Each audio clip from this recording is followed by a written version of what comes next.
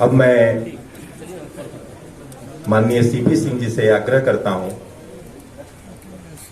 कि आरोप पत्र के संदर्भ में जो इसकी भूमिका है, प्रस्तावना है, इस पर अपने विचार आप रखें।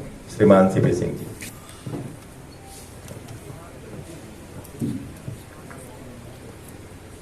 आज भारतीय जनता पार्टी झारखंड प्रदेश द्वारा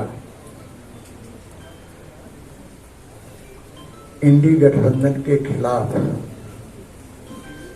और वर्तमान सरकार जो चंपई सोरेन जी के नेतृत्व में चल रही है, आरोप पत्र तैयार किया है और उसका विमोचन भी हुआ है। इस अवसर पर हमारे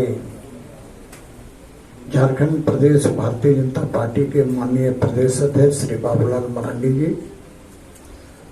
मीडिया प्रभारी झारखंड प्रदेश श्री शिवभूषण पाठक जी, सह प्रभारी हमारे भाई योगेंद्र प्रताप सिंह जी और यहाँ उपस्थित हमारे मीडिया के भाइयों और बहनों,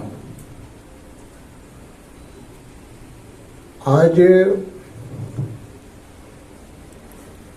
इंडी गठबंधन के लोग इस झारखंड प्रदेश में सरकार चला रहे हैं और जब से हेमंत सोरेन जी के नेतृत्व में सरकार बनी, लगातार भ्रष्टाचार का तांडव हो रहा है, लूट खसोट हो रहा है। जब ये सब आरोप लगती थी तो ये सिर्फ और सिर्फ एक कार्ड खेलते थे, नैरेटिव सेट करते थे। जब ईडी ने छापामारी की और उसके बाद माननीय तत्कालीन मुख्यमंत्री हेमंत सोरेन जी को जेल जाना पड़ा और उसके बाद माननीय चंपई सोरेन जी ने मुख्यमंत्री के रूप में शपथ लिया और शपथ लेने के बाद जब विधानसभा एक दिन के लिए आहूत की गई तो उन्होंने बड़े गर्व से कहा कि हेमंत सोरेन पार्ट 2 है। उस दिन लोगों ने इसे गंभीरता से नहीं लिया, लेकिन वास्तव में उन्होंने जो वादा किया कि हेमंत सोरेन पार्ट 2 है, यानी भ्रष्टाचार का ये पार्ट 2 है। आज भी वही स्थिति है और तो मैं कहता हूं कि उससे भी बढ़कर है। और जिस प्रकार से आपने देखा होगा कि जमीन से लेकर तरह तरह के घोटाले की बात आई है, आम लोग बरसों से जानते हैं कि कौन जमीन किसके नाम से है, किसका दखल है। अब वैसी स्थिति में भी किसी की नींद नहीं खुली थी, लेकिन ईडी ने सूत्र तलाशते तलाशते वहां तक पहुंच गए। मुझे याद है कि जब मैं छवि रंजन के खिलाफ झारखंड विधानसभा में आरोप लगाया था और उस समय एक ही आरोप लगाया था कि ये गन का लाइसेंस लेने में 5 लाख रुपया लेते हैं और मैंने बताया था कि कैसे कैसे क्या हुआ। संजोग बस उसके बाद उनकी गिरफ्तारी हो गई। उसके पहले पूजा सिंघल सहित बहुत सारी कहानी को आप जानते हैं। अभी हाल में 6 तारीख को रांची में जिस प्रकार से एक माननीय मंत्री के आप्त सचिव, सरकारी आप्त सचिव के तथाकथित नौकर, अब नौकर पता नहीं मुझे सरकारी है कि व्यक्तिगत है, कोई मिस्टर जहांगीर है, उनके यहां से फ्लैट से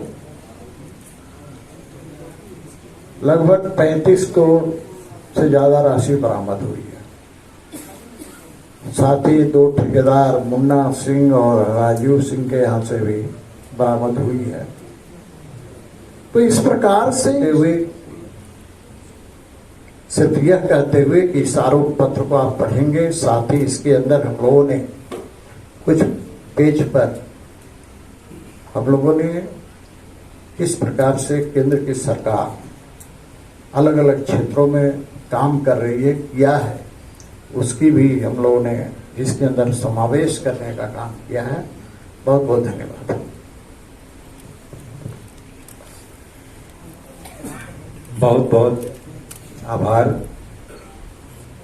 अब मैं माननीय प्रदेश अध्यक्ष जी से आग्रह करता हूं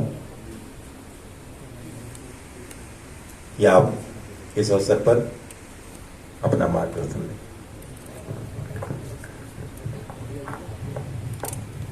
चलिए, बहुत बहुत धन्यवाद आप सबको।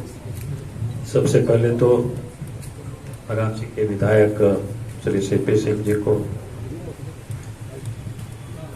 श्री शिव भोजन पाठक जी को, योगेंद्र जी को मैं बधाई देना चाहूंगा कि इन लोगों ने अथक मेहनत और परिश्रम कर आरोप पत्र तैयार किया। उसके लिए बहुत बहुत बधाई, बहुत बहुत धन्यवाद।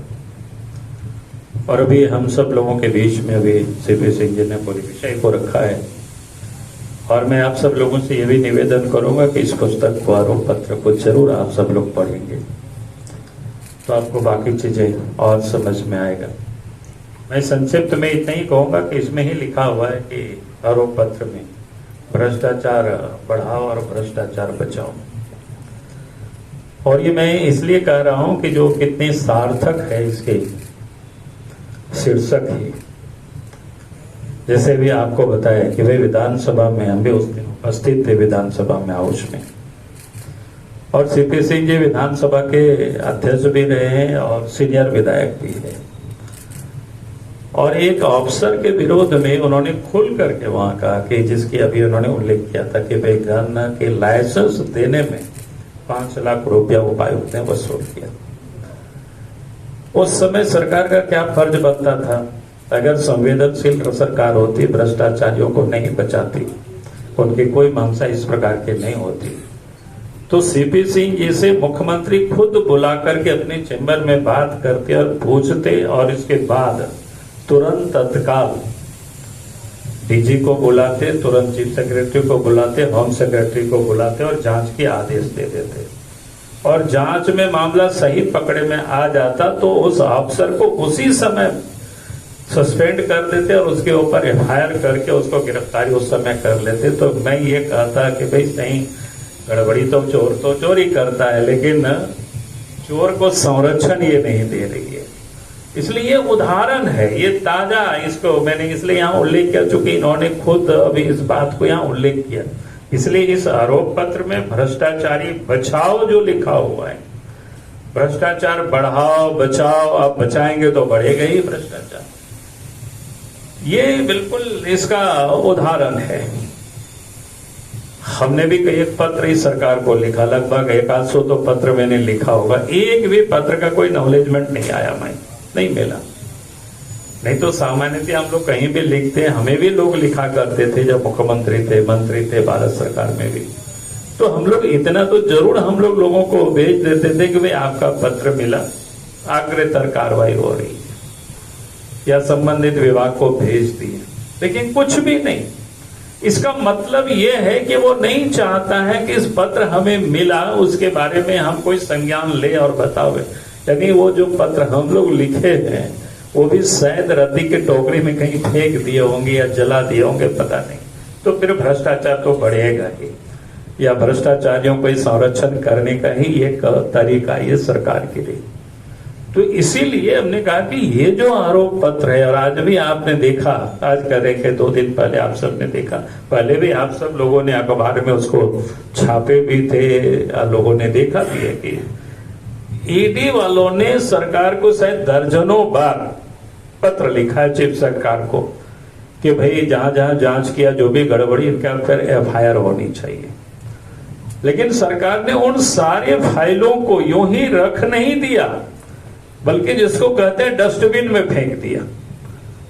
अब 2 दिन पहले जिसके यहाँ अभी छापा मारी हो, आलमगीर आलम के निजी सचिव, उसके नौकर जिसके प्रकार से आसद जहांगीर क्या है, उनके घर से नोट का बंडल तो मिला ही मिला, और एक पत्र वो भी मिला जो ईडी वालों ने चीफ सेक्रेटरी को लिखा था। चीफ सेक्रेटरी ने ग्रामीण विकास विभाग के सचिव को पत्र लिखा और सचिव का कहीं कोई सिग्नेचर नहीं दिखता है। लगता है कि वो चिट्ठी पहले ही या तो इधर से उधर हो गया, ये तो जांच का विषय है, एफआईआर तो छोड़ दीजिए। और वो भी कब, 2023 के मई महीना में पत्र लिखा गया था और वो नोट के बंडल के साथ वो पत्र मिलता है। और इसके बाद अगर ये लोग कहते हैं कि इस प्रकार की, हमने कहा कि दर्जनों पत्र ईडी ने लिखा कि भाई उस पर कार्रवाई करते, आप बताते कि भाई हमने ये कार्रवाई किया। अगर कोई दोषी नहीं तो वो भी आप बताते, लेकिन एफआईआर करके आप उस पर जांच करते। तो ये सरकार तो बिल्कुल